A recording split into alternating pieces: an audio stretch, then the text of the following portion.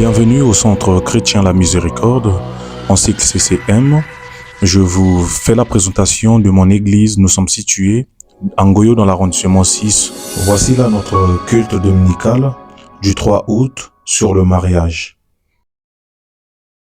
Ce matin, j'aimerais clôturer sur le mariage basé sur Christ. Le dimanche dernier, j'ai parlé d'un slogan qui s'intitule comme ceci, païen ou chrétien. J'étais en train de dire que le mariage, ce n'est pas un jeu. Le mariage, c'est quelque chose qu'on ne joue pas. Le mariage, c'est quelque chose qu'on ne blâme pas. Et nous avions dit que l'une des plus grandes réserves, l'une des choses qui emmène que les gens, lorsqu'ils se marient, qu'ils puissent avoir une belle destinée, un bon avenir, il faut faire attention avec le choix.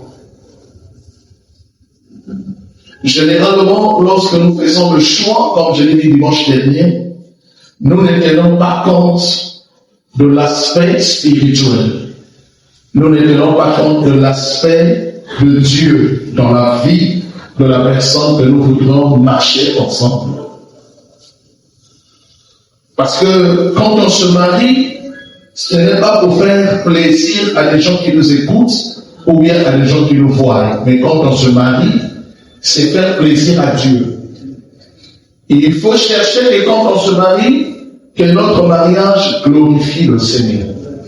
Que notre mariage soit un terrain de délices, de bonheur, de grâce, que le Seigneur a voulu être.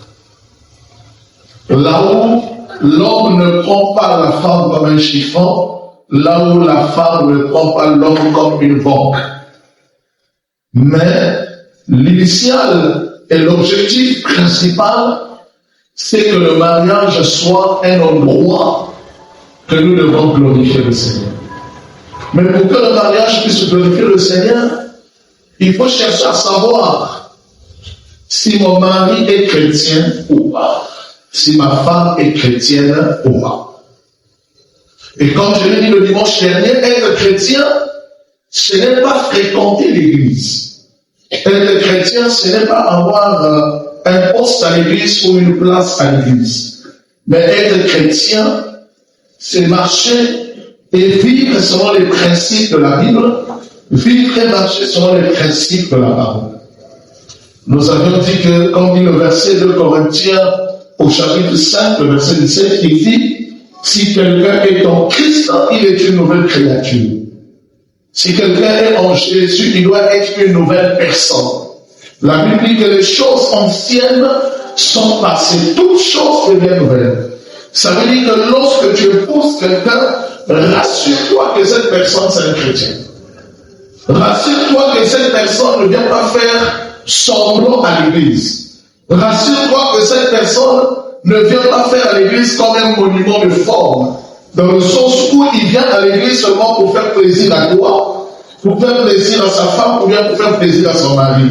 Mais rassure-toi que cette personne vient à l'église parce qu'il a la sémence de Dieu en lui. Cette personne vient à l'église parce qu'il est chrétien. Et je l'ai expliqué le dimanche dernier, lorsque votre partenaire est chrétien, la première des choses, il doit crucifier la chair. C'est-à-dire que son corps à lui ne lui oblige plus dans certaines choses. Son corps à lui ne nous pousse plus dans certaines choses. Mais au contraire, la parole de Dieu permet que sa chair puisse être tranquille. Permet que sa chair ne puisse pas le conduire dans les désordres et dans la bagaille. Donc il doit crucifier la chair. Et la Bible dit, si Christ vit en nous, nous avons crucifié Jésus, nous avons crucifié nos besoins, nos désirs avec le Seigneur. Et c'est par là que l'apôtre Paul dit, ce n'est plus moi qui vis, mais c'est Jésus qui vit en moi. Ça, c'était la première chose. La deuxième chose, nous avons dit, lorsque quelqu'un est en Christ, c'est une personne qui aime la prière et l'église. Parce que beaucoup de gens aujourd'hui, quand ils se marient, ils mettent l'église de côté, ils mettent la prière de côté. Pour lui, l'affaire est finie, parce qu'ils sont mariés, parce qu'ils vivent ensemble, parce qu'ils ont des enfants. Les amis, lorsque vous êtes enfants de Dieu, le mariage ne sauve pas. Le mariage n'amène pas au ciel. Mais ce qui sauve et qui amène au ciel, c'est la parole de Dieu, que la personne aurait reçu et dit Amen. C'est ça qui emmènerait quelqu'un à être sauvé. Ça veut dire qu'aujourd'hui, il est possible que vous rentrez dans le ciel, vous êtes célibataire, Dieu ne vous prenne pas les problèmes. Il est possible que vous rentrez dans le ciel, vous êtes marié, cela n'est pas un problème. Ce qui est important, c'est que quand tu vis sur la terre, que tu sois réellement un enfant de Dieu. Et un enfant de Dieu, il doit aimer la prière. Il doit aimer la prière. Il doit aimer l'église. Vous ne pouvez pas bâtir votre vie de couple et que vous êtes des partenaires qui n'aiment pas l'église, que vous n'aimez pas la prière. La prière pour vous, c'est quelque chose qu'on vous force. C'est quelque chose qu'on vous met sur une brouette et qu'on vous conduit à l'église. Non. Aucun poisson peut vivre hors de l'eau. Aucun animal peut vivre hors de la forêt. Aucun chrétien aussi peut vivre hors de l'église. Si vous êtes enfant de Dieu, l'église c'est votre priorité. Si vous êtes enfant de Dieu, la prière pour vous c'est une découverte. Ce n'est pas une option, mais c'est une obligation. Ça veut dire que votre vie de couple dépendra de Dieu parce que vous passez le temps à prier, vous passez le temps à venir à l'église pour se sentir dans la présence et dans la gloire du Seigneur. Le quatrième point que j'avais dit, lorsque vous faites le choix de votre partenaire, rassurez-vous que votre partenaire est converti. La conversion, ce n'est pas la repentance. La repentance, c'est regretter son mal. Regretter le mal que tu fais, le péché que tu fais tous les jours. Tu le regrettes. Mais lorsque tu changes de chemin, lorsque tu changes de trajectoire et de modalité, on appelle ça la conversion. Beaucoup de gens sont à l'église, ils ne sont pas convertis. Parce que celui qui n'est pas converti, c'est une personne qui est à l'église, mais qui entend garder ses erreurs, qui entend garder ses faiblesses, qui entend garder ses manquements, qui entend garder ses œuvres. C'est ça que c'est un comportement ignoble. Et il continue toujours à être comme ça, malgré qu'il vient à l'église. Frères et sœurs dans la foi, l'église n'est pas là pour créer les sapeurs. L'église n'est pas là pour créer les gens de corps modèles. L'église n'est pas là un endroit pour montrer la beauté ou bien pour montrer les amis. L'église c'est un lieu de changement. Ça veut dire que si quelqu'un vient à l'église, depuis qu'il vient, il ne change pas, il doit revoir quelle est la parole qu'il a écoutée. Parce que la vraie parole de Dieu est une paix. Et lorsqu'elle sort, elle doit séparer moins les tortures. Aucune personne ne peut demeurer dans le Seigneur en écoutant la parole de Dieu et garder les sales habitudes, garder les sales comportements. Vous voyez? Et si tu épouses quelqu'un qui n'est pas converti, ne sois pas surpris qu'il t'amène une deuxième femme. Ne sois pas surpris qu'il finit de boire dans la rue et venir vomir dans ta maison. Ne sois pas surpris de voir quelqu'un qui te bat comme un chiffon. Ne sois pas surpris quelqu'un qui t'insulte, qui te rabaisse, qui te diminue. Ne sois pas surpris. Parce que lorsque quelqu'un est converti, il y a certaines choses qu'il ne peut plus faire. Les choses qu'il ne peut plus faire, ce n'est pas que l'église l'a défendu, ce n'est pas que le pasteur l'a défendu, mais la parole de Dieu le défend. Et nous ne vivons pas par rapport à l'église, mais nous vivons par rapport à l'évangile. Nous suivons les hommes parce qu'ils ont de l'argent, nous suivons les femmes parce qu'elles sont belles, mais rares les personnes qui suivent les gens parce qu'ils sont convertis. Rares les personnes. Frère, je préfère que tu trouves un homme qui n'a pas d'argent, mais qui craint Dieu. Maman, je préfère que tu trouves un homme qui n'a pas de moyens, mais qui a la crainte de Dieu, qui est converti. Parce que l'argent change les caractères des gens. Il y a des hommes, lorsqu'il n'a pas d'argent, il est humble, il est doux, il est calme. Dès qu'il trouve l'argent, sa vraie nature sort. Sa vraie identité commence à sortir. Mais s'il est converti, l'argent ne le domine pas, mais celui qui domine l'argent. L'argent n'est pas son maître, mais celui qui est le maître de l'argent, et l'argent devient son serviteur. Voilà ce genre de personne qu'il faut faire très attention, car il est capable que la personne vienne à l'église parce que vous voulez vous marier. Il vient à l'église pour te faire plaisir. Mais au fond de lui, ce n'est pas ça. Au fond de lui, ce n'est pas ça. Tu verras que même si vous traversez des moments difficiles, la femme ne peut pas trahir son foyer. Elle ne peut pas aller hors de son foyer. Elle ne peut pas aller tromper son mari. Pourquoi? Parce qu'elle ne trompe pas son mari parce qu'elle craint son mari, mais elle ne trompe pas son mari parce qu'elle respecte la parole de Dieu. Parce qu'elle vit l'évangile, elle vit la parole du Seigneur. Voilà pourquoi il faut faire très attention dans le choix que nous faisons et dans le choix que nous sommes en train de faire. Parce que le choix, c'est l'objet capital de la réussite d'un mariage et c'est aussi l'objet capital de la sécheresse d'un mariage, de l'échec d'un mariage. Vous pouvez vous marier, mais échouer dans le mariage parce que les obligations du mariage ne sont pas respectées. Et quand les obligations du mariage ne sont pas respectées, cela emmène la personne à vivre une vie par apparence. Beaucoup de couples ont une vie par apparence. Beaucoup de foyers ont une vie par apparence. Une apparence indéniable, dans le sens que pour faire plaisir à les gens qui vous voient, mais dans le cœur, dans le quotidien de la maison, dans le quotidien de tous les jours, vous voyez le malheur à la porte, vous voyez le souci à la porte, vous voyez les pleurs à la porte, vous voyez que la joie a même disparu, vous voyez que la paix a même disparu, vous voyez certaines maladies naissent, comme la tension, comme des palpitations, comme l'estomac. Parce que ce sont des maladies qui sont dues au blessures intérieures. Les blessures par les paroles, les blessures par les comportements, les blessures par les agissements, les blessures par les réactions. Tout cela tue le foyer. Alléluia. Donc il faut chercher à savoir que est-ce que cette personne-là est vraiment convertie. Sinon tu vas pleurer, maman. Frère, sinon tu vas pleurer. Tu vas te dire qu'est-ce qui m'avait poussé. Parce que la femme est d'abord l'os de réseau avant d'être la chair de ma chair.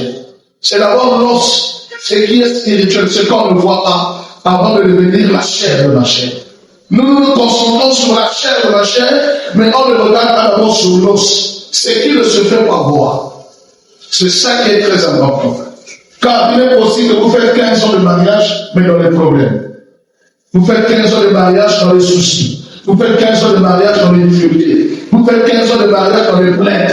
Vous faites 15 ans de mariage dans les inquiétudes. Vous faites 15 ans de mariage dans les querelles. Vous faites 15 ans de mariage dans les disputes.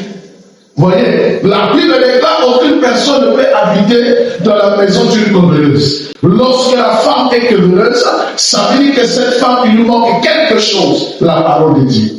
Parce qu'une vraie femme qui a la parole de Dieu n'a pas le temps de quereller son mari, n'a pas le temps de rendre son mari mal à l'aise. Un homme qui a la parole de Dieu n'a pas le temps de quereller avec sa femme. Et au travers de vos vies, vous donnerez le courage à vos enfants de se marier. Au travers de vos vies, vous donnerez l'exemple à suivre dans les gens qui vous voient que le mariage, c'est une bonne chose. Mais lorsque votre vie de mariage fait le contraire, vous allez refroidir ceux qui veulent rentrer dans le mariage. Parce que vous ne les attirez pas par votre façon de vivre. Quelqu'un a dit avec cela. Ce matin, je vais demander à notre soutien de finir mon enseignement sur le mariage. Mon soutien de ce matin, c'est les combats dans le mariage. Les combats qui se trouvent dans le mariage. En d'autres termes, les luttes, les attaques, les batailles, les guerres qui se trouvent dans le foyer, les guerres qui se trouvent dans le mariage, les combats qui se trouvent dans le couple. Voilà mon thème de ce matin.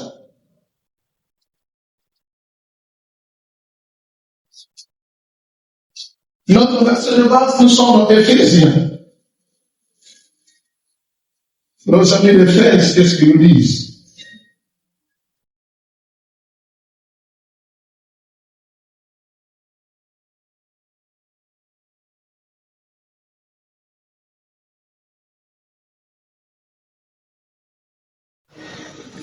Éphésiens chapitre 6, le verset 12.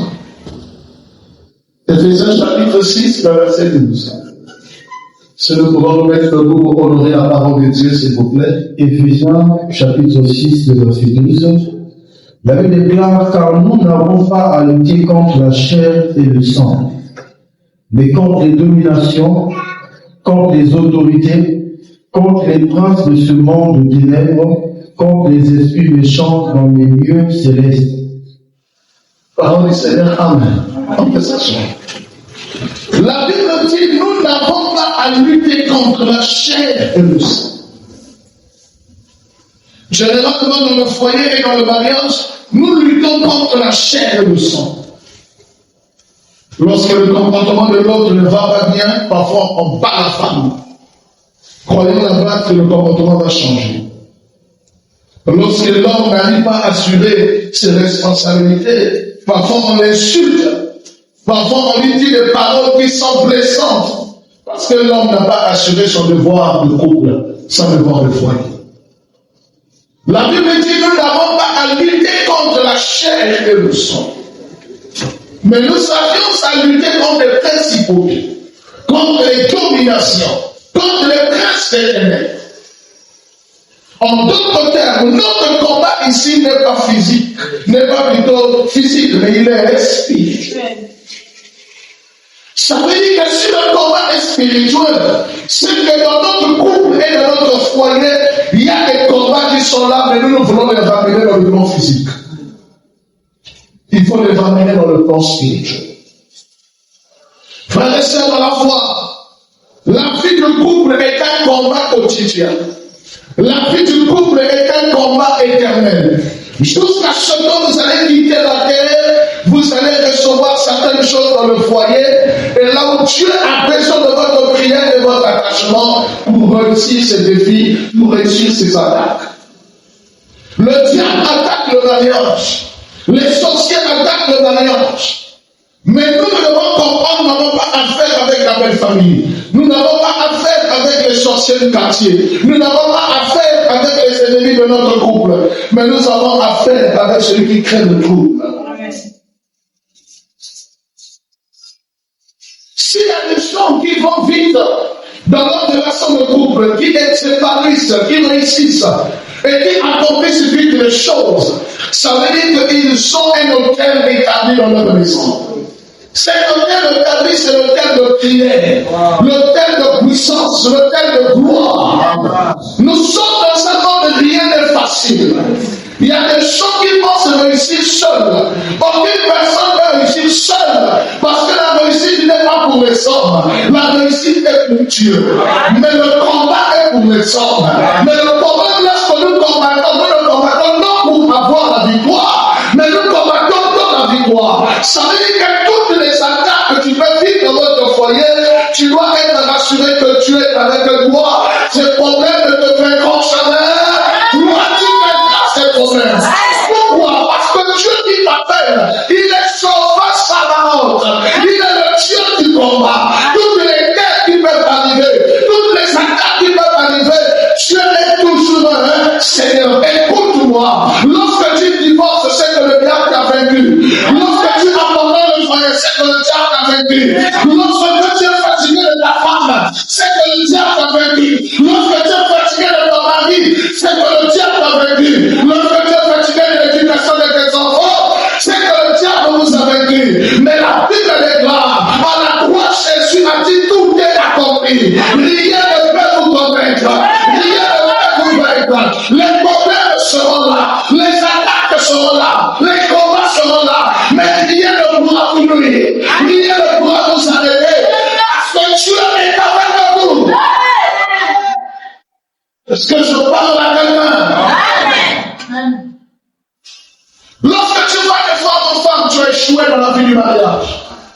Lorsque tu vas de homme en homme, tu as échoué dans la vie du mariage. Parce que tu as ignoré les combats qui étaient là présents.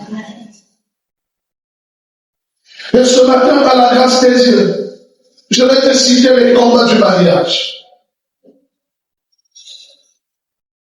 Premier type de combat.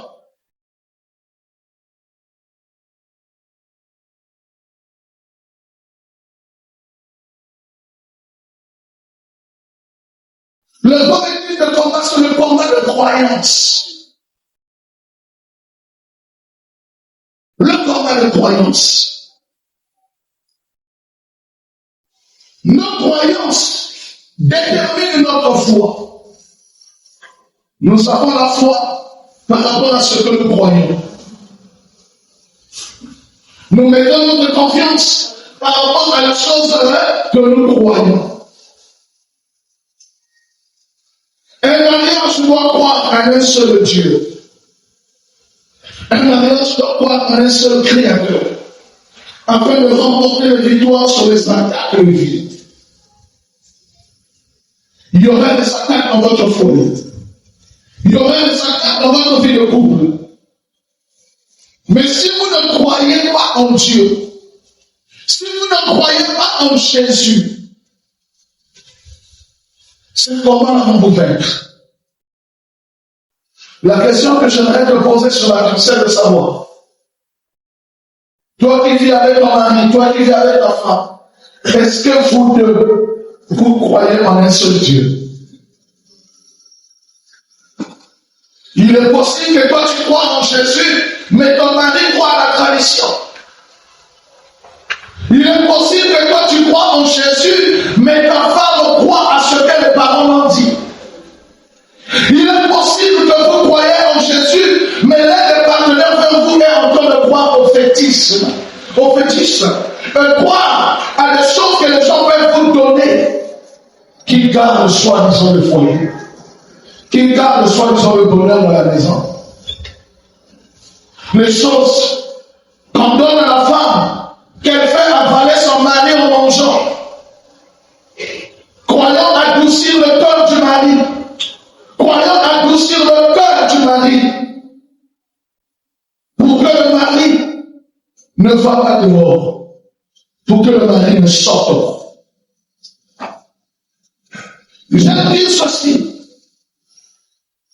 Une femme qui a la parole de Dieu, une femme qui croit en Dieu, n'a pas peur lorsque son mari sort. N'a pas peur lorsque son mari rentre à 1h du matin. N'a pas peur lorsque son mari fait quelque chose et qu'il rentre à des heures indues. Parce qu'elle sait en qui elle a cru. Beaucoup de gens vont consulter d'autres dieux. Beaucoup de gens font des raccourcis de conversion. Pour emmener soi-disant la joie dans le foyer, il faut que je puisse avoir quelque chose en qui je dois croire.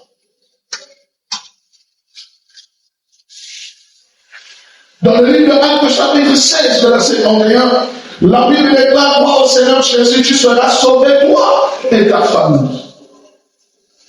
Si vous croyez à Jésus-Christ de Nazareth, si vous croyez en Jésus, votre mariage sera sauvé. Votre mariage sera bâti sur la parole de Dieu. Ne croyez pas à ce que les parents disent. Ne croyez pas à ce que les gens vous disent dans la rue. Mais croyez à ce que Dieu vous a donné. Croyez à la parole de Dieu. Frères et sœurs dans la foi, lorsqu'on se marie, ce n'est pas la fin de l'histoire. Car si tu peux te marier, la vie n'est pas finie. Il faut avoir des enfants. Si tu veux avoir des enfants, la vie n'est pas finie. Il faut instruire ses enfants. Si tu veux instruire les enfants, la vie n'est pas finie. Il faut acheter un terrain. Si tu veux acheter un terrain, la vie n'est pas finie. Il faut construire. Si tu veux construire, la vie n'est pas finie. Il faut préparer l'avenir des enfants. Si tu veux préparer l'avenir des enfants, la vie n'est pas finie. Il faut préparer sa retraite. Ça veut dire, la vie du couple est un combat permanent. Est un combat permanent. Pourquoi? Parce que les défis de la vie sont là. Mais si vous ne croyez pas en Dieu, ces défis-là vont vous vaincre. Vous allez abandonner. Vous allez laisser. Vous allez fuir. Et le diable va se glorifier. Et Dieu sera dans la honte. Vous devez croire en Dieu. Il est possible que tu vives la joie avec ton mari. Il est possible que tu vives le bonheur avec ta femme. Il est possible que vous vivez la paix dans votre maison sans consulter les féticheurs, sans consulter les marabouts, sans consulter les gens qui parlent de votre foi. Mais mettez votre foi en Jésus, peu importe ce qui va arriver, le Seigneur vous donnera la victoire. Le problème, il faut que le couple puisse croire en Jésus. Parce que la plupart du temps, nous ne croyons pas en Jésus. Nous écoutons Jésus parler. Mais on trouve mal les gens qui croient en Jésus. Un couple doit croire en un seul Dieu. Si vous croyez en un seul Dieu, la maladie peut rentrer dans le foyer. Vous n'allez pas boire le lot de sel. Si vous croyez en un seul Dieu, vous pouvez avoir des problèmes d'accouchement. Vous n'allez pas aller consulter les mamans qui donnent les calabas afin que tu tombes enceinte. Parce que les enfants, c'est Dieu qui les donne. Car beaucoup de gens ont trouvé des grossesses données par des féticheurs, données par des pasteurs bouddhistes, données par des mamans qui donnent des calabas. Le résultat, c'est que ces enfants-là, c'était des violents que vous avez eus. Des enfants qui vous font souffrir. Lorsque vous croyez en un seul Dieu, peu importe ce que vous allez vivre, même si le foyer est bouleversé, même si le foyer est menacé, tu n'appelles pas un féticheur pour venir protéger ta maison. Tu n'appelles pas un charlatan pour venir te garder soi-disant la maison en te faisant des choses dans la chambre, en te faisant des choses au salon. Voilà pourquoi vous allez remarquer, il y a des chrétiens qui viennent à l'église, qui écoutent Dieu parler, mais quand ils ont des problèmes, ils appellent d'autres pasteurs. Quand ils ont des problèmes, ils ont des pasteurs qui les suivent. Oh, tu dis pas même, je sais ce que je dis. Il connaît le pasteur clavé, comme c'est calme.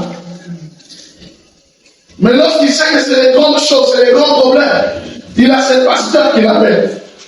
Quand tu as deux pasteurs, trois pasteurs qui te suivent, la question que je te pose, un enfant va avoir ton père? Non. Est-ce qu'un enfant va avoir ton père? Non. Tu as des pasteurs que tu appelles à la maison, qui viennent te voir à la maison, qui te fait soi-disant le travail, qui te donne soi-disant les programmes.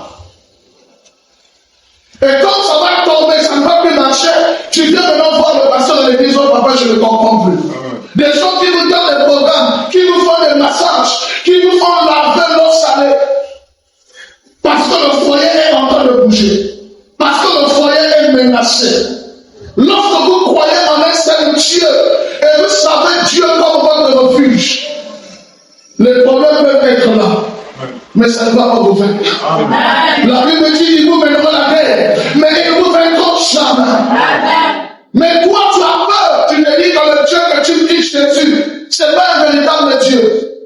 Te voilà aller consulter le Mikaou. Te voilà aller consulter les choses que tu mets au rein. Te voilà aller consulter les choses que tu mets derrière le lit. Te voilà aller consulter les choses que tu mets devant le portail de ta maison. Amen. La question que je te pose ce matin, tu viens faire quoi ce matin? On ne peut pas suivre quelqu'un qu'on n'a pas confiance. On ne peut pas suivre Jésus et ne pas avoir confiance en Jésus. Amen.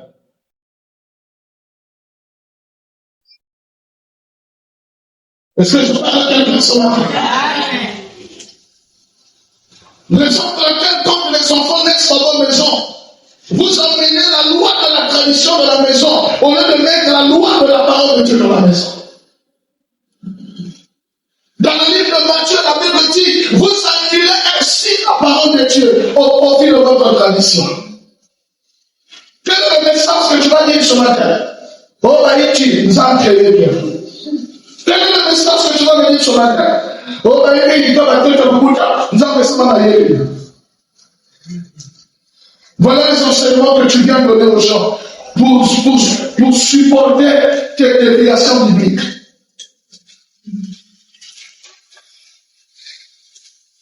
Vous comprenez la vie, foyer qui est Zimbabwe, vous pouvez voir dans la business, vous pouvez voir dans la affaire, il faut répondre que papa y a décidé. Ça s'appelle le lavage. Il y a que ça, lavage, un chéri, ou un mardi, on va aller sur la culte. Et tu viens mercredi, vendredi au culte. Tu fais quoi? La Bible déclare qu'une personne ne peut pas servir deux maîtres à la fois. Amen. Tu dois aimer l'autre et aller là. Dieu, on ne le mélange pas. On ne mélange pas Dieu parce qu'il s'appelle Jéhovah El-Kana, le Dieu jaloux. Dieu, on ne le mélange pas avec un autre Dieu. Écoutez-moi, si vous croyez en Dieu, restez chez Dieu. Amen. Si vous croyez à la parole de Dieu, restez dans la parole de Dieu.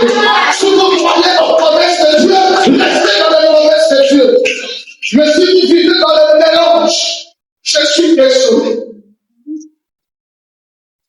Et aujourd'hui, il y a même des pasteurs des églises de réveil qui sont rentrés dans le mélange. On appelle ça l'installation du Dieu étranger. Amen. Je connais des pasteurs des églises de réveil qui donnent des tisans aux fidèles. J'en connais. Et les gens sont très nombreux là-bas. Maman, frère, je suis désolé. Je ne donnerai aucune tisane ici. Je ne donnerai aucune huile pour le massage ici. Je ne donnerai aucun quelque chose qui est contraire à la parole de Dieu. Ce n'est pas moi qui guéris, ce n'est pas moi qui fais le miracle, ce n'est pas moi qui sauve, mais c'est Jésus qui sauve la personne. Mais les chrétiens d'aujourd'hui, c'est les chrétiens arbitraires. L'église fait le programme est ici là. Mais il y a l'église. Mais le programme est ici là. Frère là. Vous respectez là, vous respectez. Bon, pas de choses à vous. Que faut faire attention. Banane, qu'est-ce que ça veut dire? Banane. Qui surveille ta vie? Qui est le Dieu de votre couple? Qui est le Dieu de votre union? Qui est le Dieu de votre mariage? Qui est le Dieu de votre relation? Qui est le Dieu? Parce qu'à la croix, Jésus n'était pas le seul. Ils étaient trois. Toi, c'est lequel? Moi, je vais le cibaver. Je vais le cibaver vraiment. Mais tu peux le taper de toute façon, n'a que ça. Attends, que ça. Mais tu peux le taper. Mais le sang de travail est le louta. Le sorcier est pour casser. Maintenant, le premier que ça va travailler, tu es le qui? Tu as eu quoi? Seule la bénédiction de Dieu qui enrichit. On peut avoir l'action, mais on n'a pas la bénédiction de Dieu. On peut avoir les moyens, mais on n'a pas la bénédiction. La bénédiction, c'est la bonne parole que Dieu prononce sur la vie de quelqu'un. Être béni, c'est pas avoir l'argent. Être béni, c'est avoir Dieu en soi. Quelqu'un dit Amen ce matin. Oh, quelqu'un dit Amen ce matin.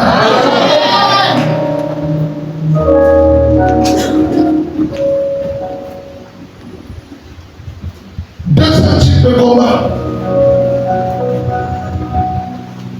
qui existe dans les foyers. Le combat que nous appelons les liens de famille. Le combat des liens de famille. Beaucoup de couples ignorent le mariage du ventre, quels sont les liens de cette famille et de ce partenaire. Beaucoup de gens rentrent dans le foyer, rentrent dans le mariage, mais ils ignorent la personne que j'aimerais m'encourager, la personne que j'aimerais faire ma vie. Quelles sont les réalités de leur famille? Quels sont les liens de leur famille? Pour que tu puisses savoir que dans cette famille que tu as besoin de rentrer, il y a quel type de combat qui existe déjà.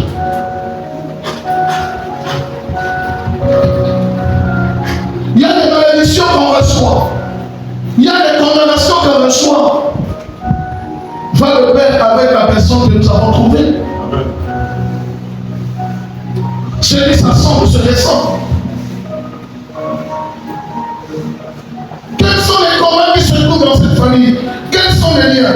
Savoir connaître les liens qui existent dans chaque famille, cela va permettre de savoir comment attaquer dans la prière. Avant de rentrer dans un mariage, plus que Dieu te révèle qui est cette famille, plus que Dieu te révèle qui est cette femme, plus que Dieu te révèle qui est ce mari, sinon tu seras surpris de recevoir certains liens et certains comportements que tu vas te poser la question, je ne savais pas. Mais un enfant de Dieu ne va pas dire, je ne savais pas, parce que Dieu ne fait rien sans savoir révéler son secret à ses serviteurs. Dieu nous parle toujours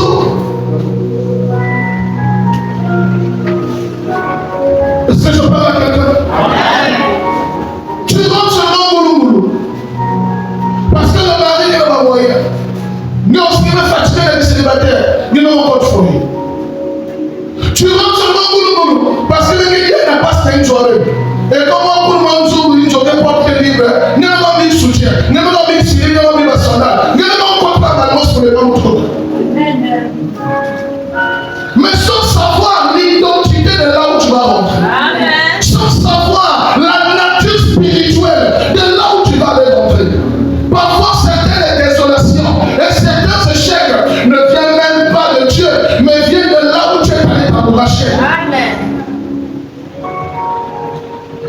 Tout ce qui brille n'est pas de l'or. Tu rentres seulement comme ça. Épouser une personne, c'est épouser une famille. Épouser une famille, c'est épouser leur lien. Quand tu épouses quelqu'un, tu épouses sa famille. Et quand tu épouses la famille, tu épouses leur lien.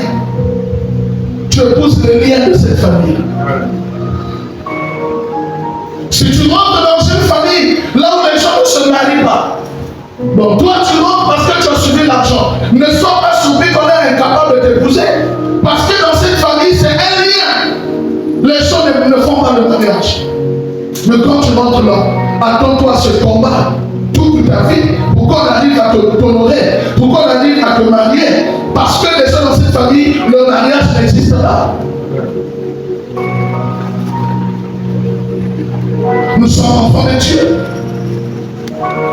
Et quand on est enfant de Dieu, on doit faire très attention.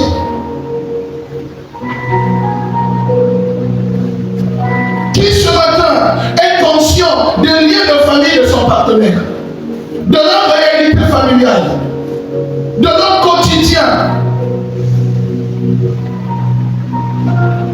Pourquoi les hommes d'argent, les hommes riches, permettent seulement à leurs enfants d'épouser la famille riche? Est-ce que vous savez pourquoi? Oh, dites-moi pourquoi. Les bonnes choses se contaminent. Amen. Les mauvaises choses aussi se contaminent. Amen. Vous ne pouvez pas rentrer dans un couple sans connaître le statut spirituel de ce couple. Amen. Vous ne pouvez pas épouser une femme, épouser un homme sans connaître leur statut spirituel dans leur famille. Depuis que vous ne payez un fait, c'est normal. C'est normal que tu sois pas en paix. Parce que cette famille-là, la que vandage jamais dans la quête. Donc toi, quand tu rentres, attends-toi à ce combat qui t'attend. Maintenant, si tu es fait dans la prière, qu'est-ce qui va arriver? Il y a aussi des foyers.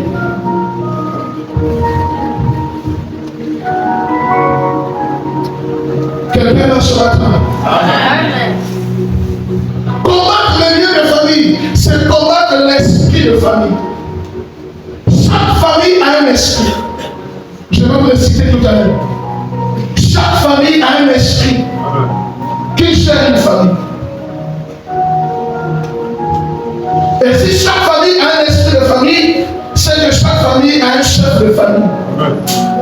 Et si chaque famille a un chef de famille, c'est que chaque famille a un Dieu de la famille. Et le Dieu, parfois, il est mort il y a longtemps. Mais il avait déjà dit des choses. Que attends-moi que quoi. On vous permet un bout là, mais vous pouvez le faire. D'autres, on vous permet un coup là, mais vous pouvez le faire. D'autres, vous pouvez aller vite à l'école, avoir le diplôme, mais pas le boulot. Ou bien, on vous permet de vous serrer le boulot, mais pas d'avancement. Donc, c'est des lois qui ont été votées avant ta naissance. C'est des lois qui ont été votées avant même que ton père naisse. C'est des lois anciennes qui priment sur la famille. Si vous allez en Kinshasa, en RDC, vous allez trouver des familles là où aucune personne peut faire un avortement. Si tu fais l'avortement, tu meurs. C'est une loi imposée par la loi, le Dieu de la famille. Il y a des lois dans certaines familles, tu vas dire que chez nous, mais que pour la fait, tu vas voir des belles femmes, des femmes remarquables, des femmes posées, mais elles ne peuvent pas être dans le foyer. Elles ne peuvent pas être dans le foyer. Ça veut dire quand elle est dans le foyer, elle est mal à l'aise, elle veut être dehors. Mais pourquoi elle a envie d'être dehors alors qu'elle est dans le foyer? Cette envie vient de loin. Vient de loin. Toi, quand tu viens de épouser cette femme, sans pourtant connaître les lois qui vivent dans cette maison, si tu n'es pas un attaquant, si tu n'es pas un combattant, si tu n'es pas un vétéran, au contraire, tu vas échouer et cette femme finira sa vie comme ça.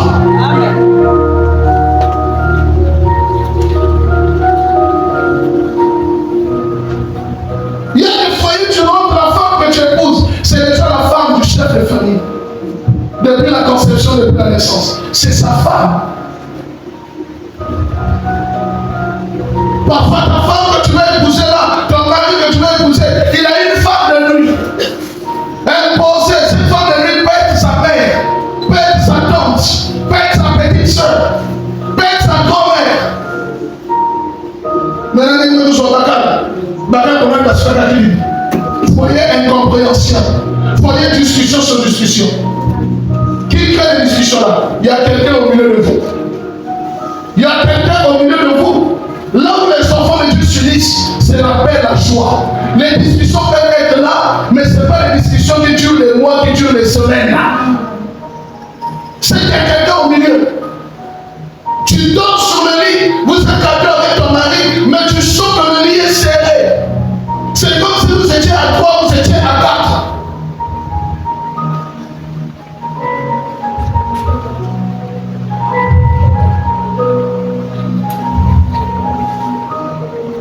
Merci de noter que les liens qui vivent chez les gens, les liens qui vivent chez les familles, c'est de génération en génération. Et toi, tu rentres dans ce foyer la paix. Mais depuis que vous avez dit que maman si va faire, oh, c'est pas possible. Côté de ce que vous avez dans la vie, ça mais tu parles même alors, mais on te chasse. Depuis que vous avez comprendre, c'est-à-dire, je n'ai pas la santé de faire, la santé tranquille. Je tombe maintenant beaucoup malade. C'est normal. Tu es rentré dans une union sans discerner là où tu es rentré. Tu es rentré qui dit?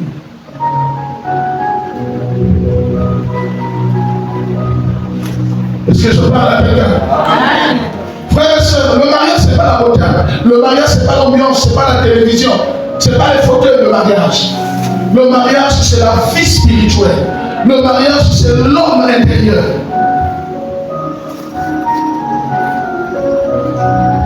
Lorsqu'on parle des liens,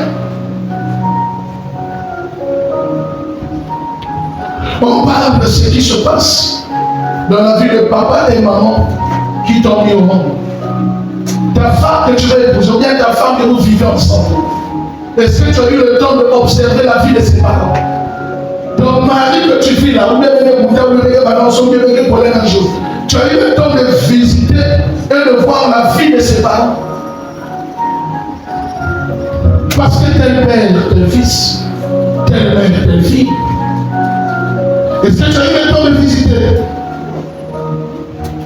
Qu'est-ce qu'ils subissent? Est-ce que tu as eu le temps de voir ses frères et sœurs?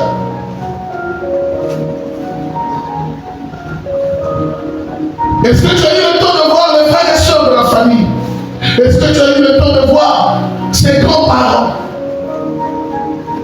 Pour que tu puisses discerner quels sont les liens de famille qui sont en train de frapper cette famille. Maintenant, je vais te les citer ce matin.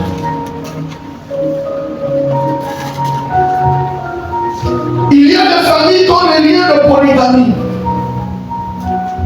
C'est-à-dire dans cette famille, pour que les hommes soient tranquilles, il faut 2, 3, 4 femmes.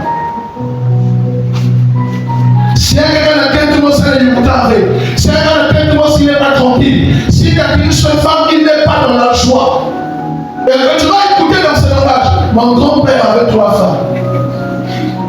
Tu vas écouter dans ce langage, Nami avait goûté avec un bâton de vin. Donc c'est normal pour eux. Mais ils ne savent pas que c'est une vie de continuité. Toi, tu rentres dans un foyer sans pourtant connaître les liens de cette famille. Et tu seras surpris 10 ans plus tard, le barrage pour le moyen, quand tu as tiré deuxième femme. Après, il te dit si tu ne veux pas là, tu vas. C'est mon argent. C'est mon argent. C'est pas toi qui me nourris. Si tu ne veux pas, tu n'as pas parti de toute façon. Même la famille avec des problèmes à quelques autres. Toi, tu commences à dire quoi? Nous avons l'année facile. C'est toi qui es ignorant. Il y a des filles à qui est facile. C'est un lien qui est chez eux qui est comme ça. C'est un lien qui est comme ça. Ça veut dire quand tu rentres dans ce genre de famille, attends-toi à ce combat-là, la polygamie. À chaque fois, le mari va te dire si tu ne veux pas, tu n'as pas partir. Il est un langage facile. Si tu ne veux pas, tu n'as qu'à partir. Si la porte est libre. Parfois, quand vous venez à la porte, où est l'ennemi? Parce qu'en lui, il a le son de la polygamie. En lui, il a le son de la polygamie. Donc, quand tu te vois, déjà même vous dites que Baba, il n'a plus besoin de toi. Parfois, c'est plus fort que lui-même. Parfois, ça ne vient pas de lui, mais ça vient d'une entité spirituelle de la famille. Après, vous allez dire, oh, Bakaline, on a changé de Bakaline. Bakaline va lever le Bakaline. Lui-même, il ne sait pas d'où ça provient. Mais lorsqu'il y a besoin de femme, par contre, le prière. Femme, il y a ma bonne de lit. Il y a qui s'y fait. Il y a ma bonne de lit. Femme, qui était là-bas à 5h du matin, mais sans là. Il était là-bas à 1h du matin, mais elle levait miracle. Mais elle levait autant de puissance et de gloire. Vous allez voir que ce lien-là va tomber. Amen. Alléluia. Amen. Et je dis à quelqu'un, dans le mari à ces liens de polygamie, maman, lève-toi dans la prière. Voilà le combat qui t'attend. Il ne faut pas que ce qu'il a répété dans la famille, qu'il puisse répéter ça avec toi. Toi, tu n'es pas cette femme qui est partie. Toi, tu es une fille de Dieu. Toi, tu es une race royale de Dieu. Toi, tu n'auras pas de verset de femme, mais tu maintiendras cela dans la prière. Je lui ai dit, parfois, avec le nom de foi. Est-ce que je parle à quelqu'un sur lorsqu'il va te dire, va-t'en, tu comprends déjà que l'esprit là s'est levé. Lorsqu'il va te dire que je ne fais plus de toi, tu comprends que l'esprit là s'est levé. Lorsqu'il va te dire que je ne te sens plus, tu comprends que l'esprit là s'est levé. Alors toi, ne te lève pas dans la chair avec lui, parce que le combat n'est pas physique, mais le combat est spirituel. Frères et sœurs dans la foi, s'il y a un endroit compris beaucoup, c'est dans le foyer. S'il y a un endroit compris beaucoup, c'est dans le mariage. Tout cela qui pleure avec la prière dans mon foyer, je vous garantis sur la table, vous allez pleurer. Parfois, quelqu'un me dit que je n'ai plus besoin de toi. Ce n'est pas sa propre volonté. Ça vient de lui. Tu trouves un homme qui te bat comme pas possible. C'est comme si je battais avec un homme. Il te siffle, il te double, il te donne des coups de poing. Il te met en slip devant les gens. Il n'a pas peur des enfants qui pleurent. Il ne regarde même pas les enfants qui se lamentent. Il te chiffonne. Il te rappelle jusqu'aux extrémités de ta vie. Dis-toi que quelque chose s'est levé dans la maison. Dis-toi qu'il y a un esprit qui s'est levé. Parce que pour diviser, il faut créer un embouteillage. Il faut créer un problème. Pour séparer, il faut qu'il y ait un problème. Donc lorsque tu constates la polygamie, dis-toi que tu es déjà en danger. Alléluia. Lorsque tu constates dans la famille de ton partenaire, il y a ce qu'on appelle ici la sexualité non responsable. C'est-à-dire quelqu'un qui n'arrive pas à se maîtriser d'une femme, qui n'arrive pas à se maîtriser d'un homme. On constate l'adultère à haut niveau. Même la femme est consciente de la est trompée. Même la femme est au courant de la quête de la wassa. Elle nous lève les os. Elle m'a dit que tu n'as pas mis. Elle nous lève les os. La femme s'habitue avec les liens de la famille de son mari. Or, on ne peut pas s'habituer avec les mauvaises choses, mais on s'habitue avec les bonnes choses. La Bible les donne de vous condamner tout ce qui est mauvais. Ce que vous condamnez, ce qui est mauvais, c'est ce qui fait élever le diable dans la maison. Parce que le diable ne veut pas que vous puissiez le mettre dehors.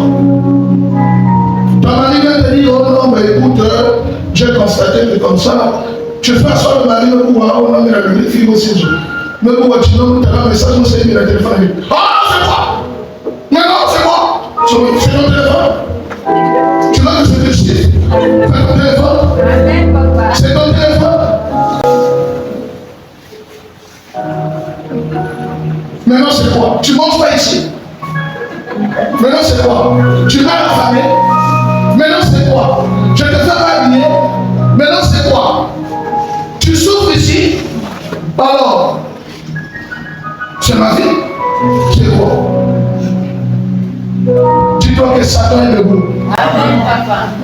Satan est.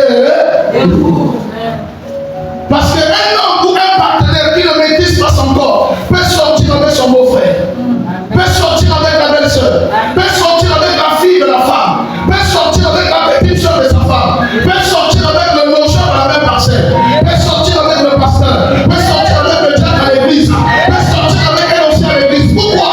Parce que c'est un vice, un lien qui est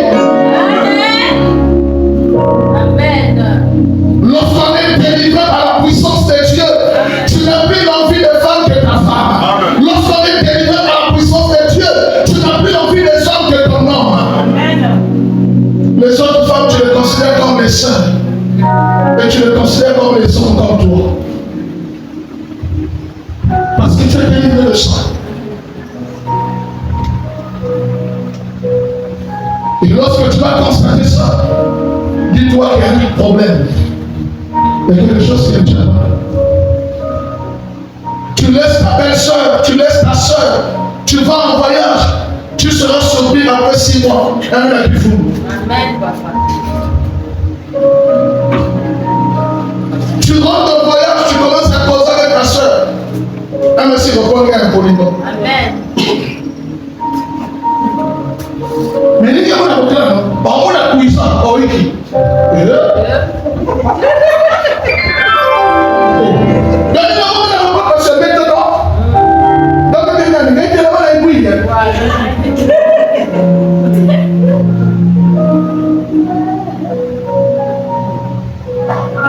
Tu dis, bon, quand souvent ma nomine, parce que ma nomine est là, on a la station. On est fatigué. Oh. Ma nomine est là, on est bien fatigué. Il dit, je vais amener. Oh, il ne fait pas mettre l'ignorance. Il dit, je vais mettre l'ignorance.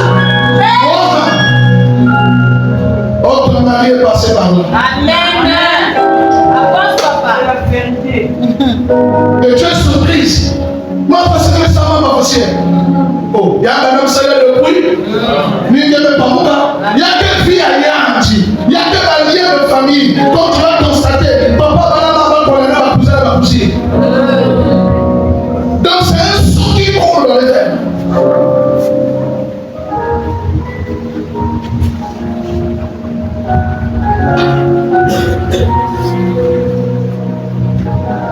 Les gens disent que les gens de la boisson, de la Buenza, c'est des gens fougueux, c'est des gens qui sont des têtus, c'est des gens qui ne blaguent pas avec les femmes, qui tapent les femmes. Les femmes sont dans un climat de terreur et vraiment de puissance, de mal.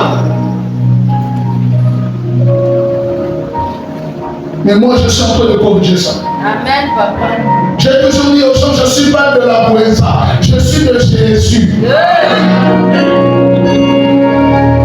Si les gens de la boisson ont 1000 femmes, 18 femmes, moi, je aussi. Et vous ne faites aussi qu'un aussi. Je vais que quoi, je vais que quoi, je vais que je vais que je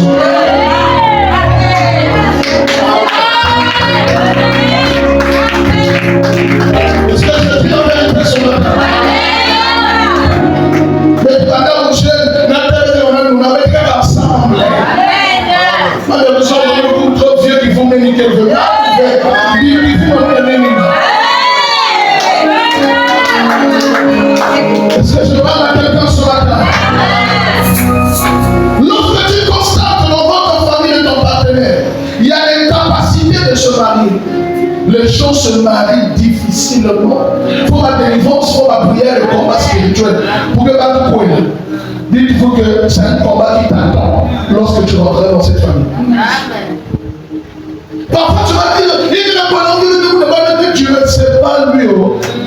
Il y a une puissance qui est au-dessus de lui. Donc il veut faire, mais ils sont toujours les relâchements. Il veut faire, mais ils sont toujours la fatigue. Pourquoi? Parce que dans leur famille, battre pour la faire. Et si lui se marie, il va briser la loi de la famille. Mais il faut être une femme de prière. Pour que ton mari t'emmène jusqu'au mariage. Pour que ta femme t'emmène jusqu'au mariage, il faut que tu aies une personne de prière. Sinon, vous allez changer les églises et les pasteurs, rien ne se fera. Amen. Quand tu constates dans la famille de ton partenaire, il y a l'orgueil, c'est des vantards.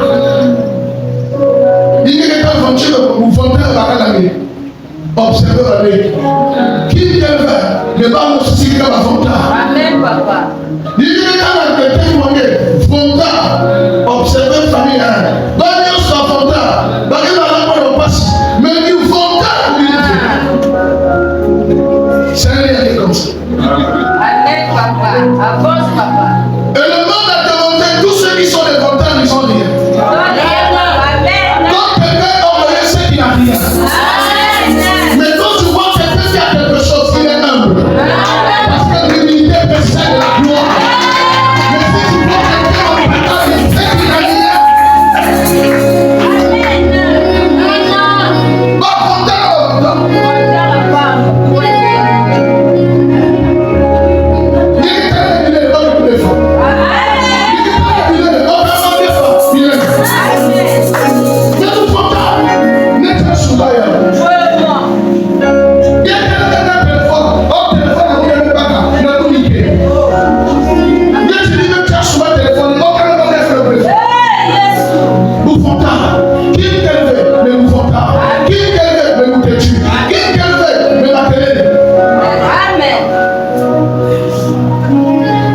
Est-ce que je parle à quelqu'un?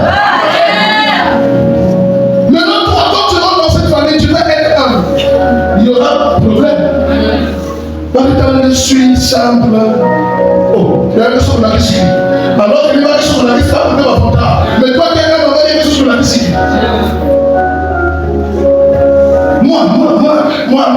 Moi, j'étais assis dans l'eau. Moi, j'étais assis dans l'eau. Moi, je suis rentré de Belgique. Moi, je suis rentré de Canada. Moi, mon mari s'occupe de moi. Moi, les gens qui ont fait maintenant, qui payent mes prières. Ça fait 5 ans que moi, je suis venu. Ça fait 5 ans que je suis venu. Mais quand il a la C'est la vérité, papa. Amen. si le diable était respiré sur la terre à cause de l'orgueil, ça veut dire que l'orgueil a pour source le diable. Amen. Voilà pourquoi la Bible dit Dieu résiste aux orgueilleux, mais fait grâce aux saints. Amen. Qui vient là? Dit là. Mais pas dans son qui qu'elle fait, mais pas dans son. Amen, papa. L'Église vérifier, maman a eu la règle. L'Église vérifier, papa a eu la règle. L'Église vérifier, la frère a eu la soeur a eu la règle. Amen, papa. La bonne papa. Est-ce que je dis la vérité sur la terre? Si Jésus a été trahi, les gens ont eu du mal pour l'arrêter parce que Jésus était humble. Lorsqu'on est humble, on est simple. Lorsqu'on est humble, on est effacé. Lorsqu'on est humble, on se fait pas voir.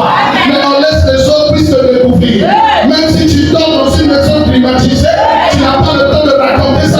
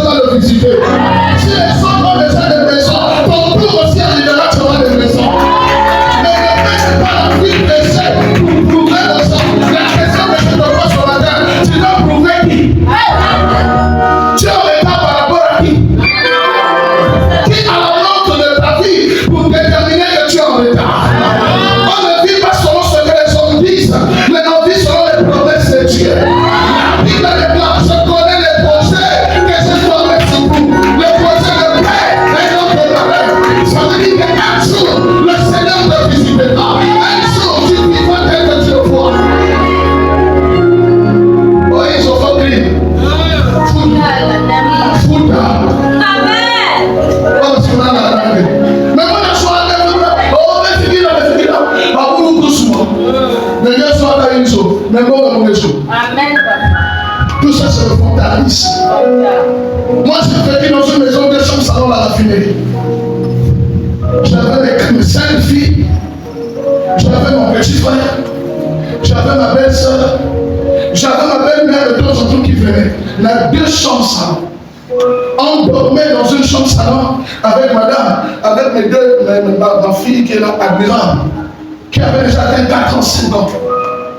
Là où les enfants dormaient dans la chambre, donc il y avait quelqu'un qui a sous, il y avait quelqu'un qui a ici, il y avait quelqu'un qui a toto. Mais moi, je ne sais pas.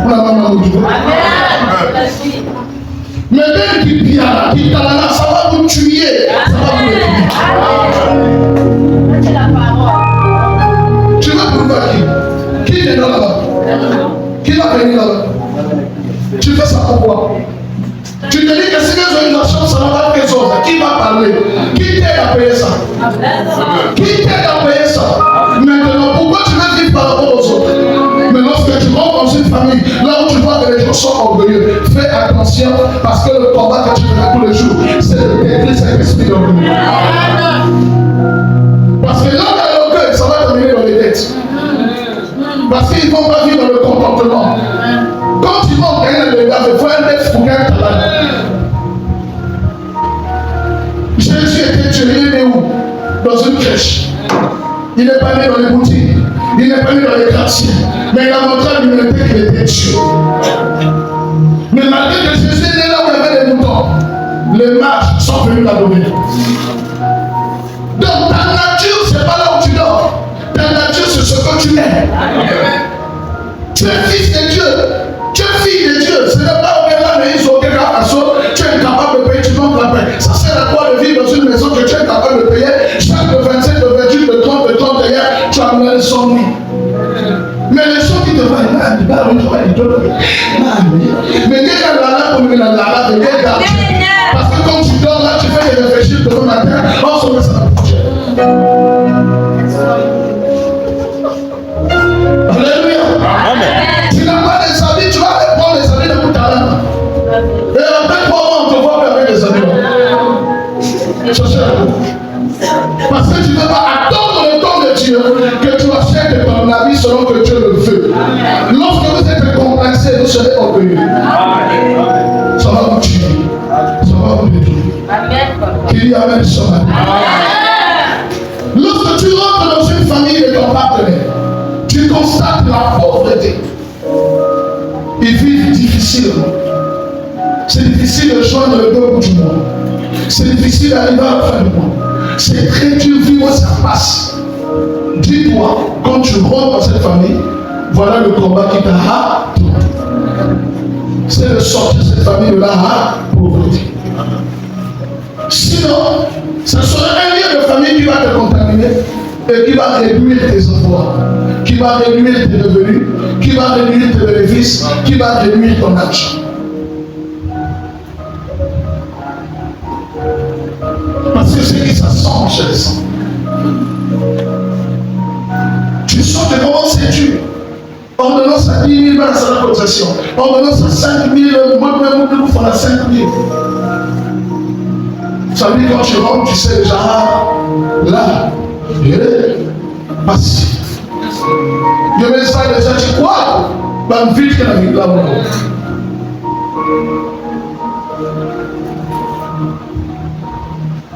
un autre signe, lorsque tu constates dans la famille de ton partenaire, c'est le soulard.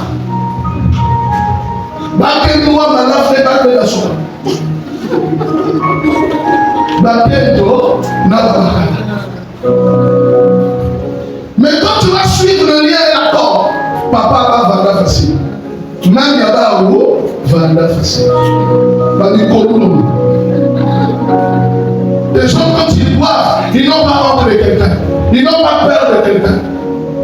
Il n'y a pas de ce noir. Rendez-vous, moi, comme il ne faut pas qu'il y ait dit, vidéo peut exister. C'est là où vous voyez les chrétiens qui viennent même à l'église. Ils boivent chez eux à la maison. Et les enfants connaissent. Ils collent les enfants. Si vous chez l'église, puis ils ont qu'elle fait. Parce que papa me côtoie. Papa me côtoie. On a fait le dîner des chrétiens. Là où les chrétiens en plein dîner, ils ont bouteille de musique, avec piégé dans le cou. Fais semblant de louange. Avec piégé dans le copain. Fais semblant toujours de couper le spectacle. Avec cotisse dans ça. Là, il s'est dit, même sur la bague, ni avec des condamnés. Est-ce que je dis la vérité aujourd'hui? Quand quelqu'un ne boit pas, ça se fait voir. Quand quelqu'un boit aussi, ça se fait voir.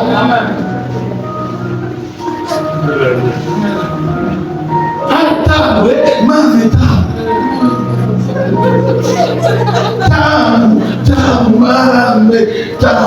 il me dit, expire à la famille, ma sœur. Expire à la famille.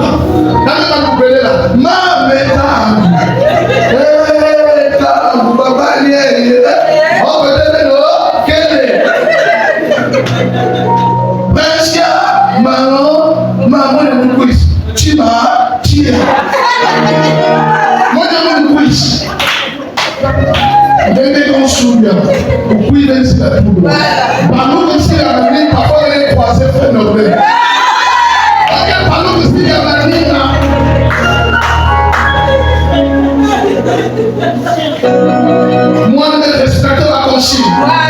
Par contre, ça va respecter facilement. Mais la consigne, madame, papa, il respecte ça. Avec son limonade, et le papa, primo, c'est à maman. Ma papa, mais si madame, vous pouvez dire, ajoutez primo. On me couvrir la torchon. Moi, je me pouvez dire à tout le monde, si la manima. Moi, je vais mettre à votre manima.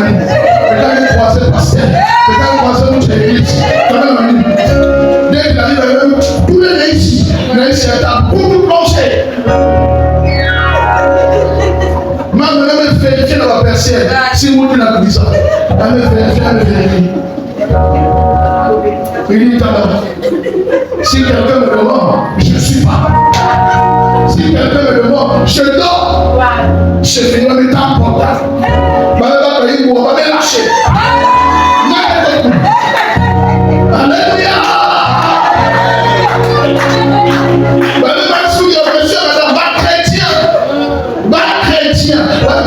Monsieur, madame. Alors, mais pas ici. Quand moi, c'est un gars, madame, ne me laissez pas maintenant.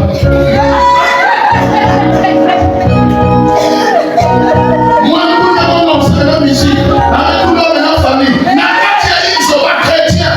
Famille de lancer chanson. Chanson de Kourou. Maman, nous avons dit ça et tout.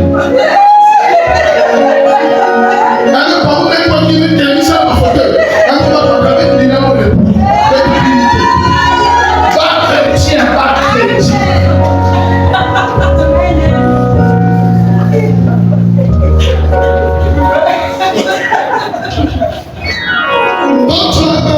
Qui boit la boisson, bien quand tu es une femme qui boit la boisson, tu te sens comme vous.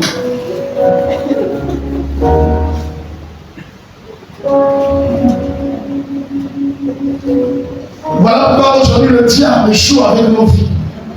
Parce que quand on est ivre, quand on a la boisson, on ne maîtrise rien. On a la maîtrise de rien.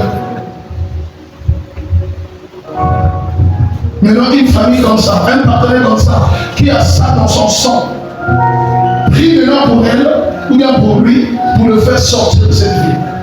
Il y a des mamans. Vous devez sortir dans notre famille maintenant contribuer. Parce que tu veux faire sortir leur élément dans leur vie habituelle. Vous devez sentir que la famille va même taillir. Parce que tu veux briser un Dieu de la famille. Tu veux détruire une loi. Oh Jésus. Je veux finir. J'ai trop de choses à dire, mais je m'arrête par là.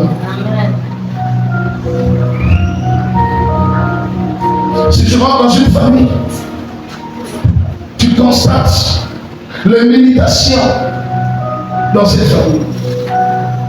Mais pas même pour là-bas, arrête. il ne peut pas avancer à un certain niveau. Il ne peut pas dépasser un certain cap. Papa, tu regardes, il y a senti ici, il y a des gens qui ont tout mis. Dans tout mis, ils sont des chiffres. Il faut que vous la merde. Pas de volonté d'acheter un terrain, pas de volonté de construire. Parce que le sang qui coule en lui, leur père n'avait jamais fait ça. Leur maman n'avait jamais fait ça. Donc lui, s'il veut être le premier le faire, ça devient pour lui comme une condamnation, comme une loi qui veut briser. Quand tu constates toutes ces choses, dis-toi qu'il y a un combat grave qui t'attend. Vraiment un combat grave. Mais que Dieu te nous triomphe. Que tu sois le Moïse de ton mariage. Que tu sois celle qui va délivrer la famille de ton mari. Que tu sois celui qui va délivrer la famille de ta femme. Que là où il n'y avait pas la paix, là où il n'y avait pas la liberté, là où il y avait de mauvaises choses, mais qu'au travers de toi, que tu sois comme un sauveur pour cette génération et pour cette famille, afin qu'ils puissent vivre les promesses du Seigneur, qu'ils puissent vivre la gloire du Seigneur. Le temps est imparti, je ne peux plus continuer tout ce que j'avais préparé. Je vais m'arrêter par là ce matin, ils ne sont pas tombés le Seigneur.